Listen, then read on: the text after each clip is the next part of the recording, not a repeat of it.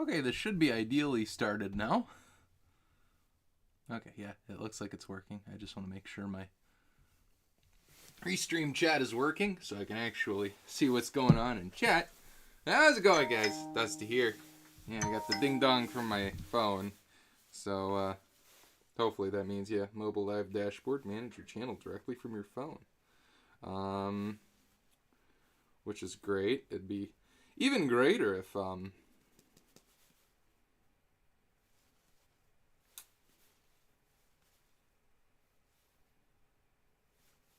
Twitch's app was semi-intuitive to use.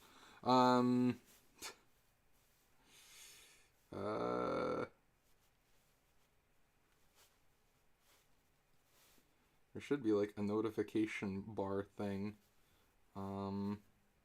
somewhere. I don't have stream notifications working yet, so I'll probably have to do that before the next stream. See all activity, maybe? No.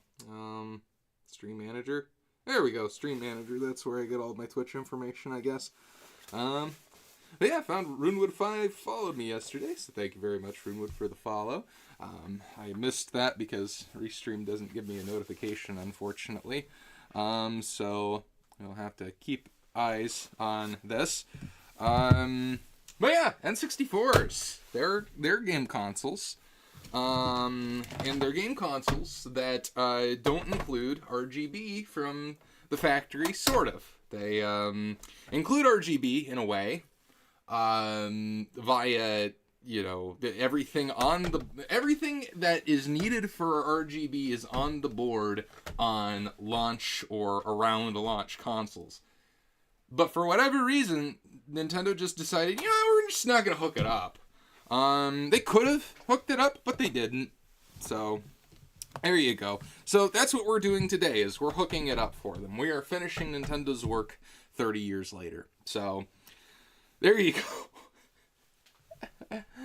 Anyway, so yeah, first thing I want to do is, so, I was originally going to mod, I believe, this Nintendo 64 right here, my, NS120630842, if you want a valid Nintendo 64 serial number to, I don't know, RMA to Nintendo or something like that. But, this console is great and all, but I had this console lying around that might be a little bit more of a utility console, and it is a NJ1358638, which, this one is Japanese. So the story behind this, because it does have kind of a funny story behind it.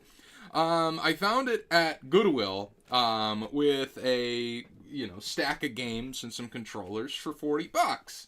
So I was like, well, you know, that's a good deal. I gotta get myself that. It had like Smash with it, Mario Kart, all Star Fox 64, all the staples, well, a lot of the staples. And it also had a couple other games, Yoshi Story. I get in my car, and I don't look at it for a while, and I see in the bag NUJ, and I'm like, NUJ, that means it's a Japanese Nintendo 64. Keep in mind, I didn't really look at any of this stuff, because N64 for $40 with a bunch of games, I don't question that. I just, like, throw the bag in my car, get it, hand over the money, right? Yeah, so I see NUJ and I'm like, that's a Japanese Nintendo 64 console. That's a little weird. And then I look closer at the games and I'm like, oh. Many of the games, including this one here, are repros. Yeah, so if you go into this game right here, because, I mean, the repro is actually fairly decent. It does have the circle eye, but not all of these ones do. If we find my game bit for Nintendo 64 cartridges here, I'm just going to keep my other game bit over there for now, but because we're going to need that later. But if we... This is the wrong size. If we zip this out quick...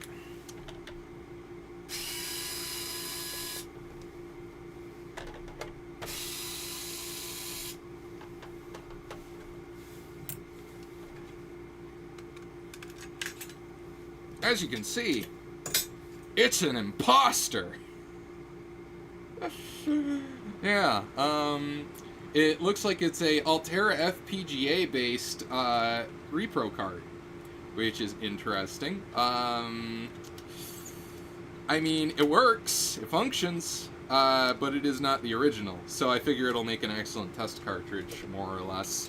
It has a heat shield, or a RF shield, but it is not actually attached to anything. And yeah, the plastic on the cartridge just overall feels worse than actual N64 plastic. Though it did have game bit sized and game bit shaped and all that. I'm about to drop it in that cartridge slot on the other Nintendo 64 there. But it does have the right fasteners on there. So this is what we're going to use as a test cartridge. To the best of my knowledge, it works. I tested it, like, when I got it, just out of curiosity to see if it works or not. But yeah, the copy of Smash that came with that lot, as well as the copy of Star Fox, were repros. And as far as that goes, funny enough, the copy of Yoshi's Story was not a repro. So this is probably from a vintage where Yoshi's Story was not like a $40 game and instead was super cheap. But these games had some value to them, enough to justify the production and sale of repros, because these, you know, cost you $10, right? So if the game's more than $10, there's no point in repros, right? Whereas if the game costs, you know, 30 or 40 or whatever, then they're going to start making these $10 repros of them. So there you go. But yeah, to the best of my knowledge, this console works and this game works, though I don't know if I've tried this specific combination. So we are going to go ahead and try. Yeah. There we go. I don't really care if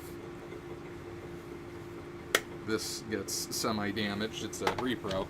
But I would like to close it correctly so I can actually fit the console.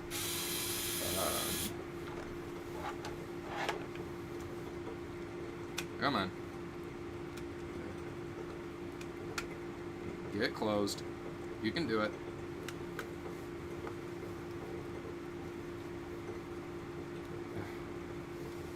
That's something I've always heard about these repros, is they're a pain to close.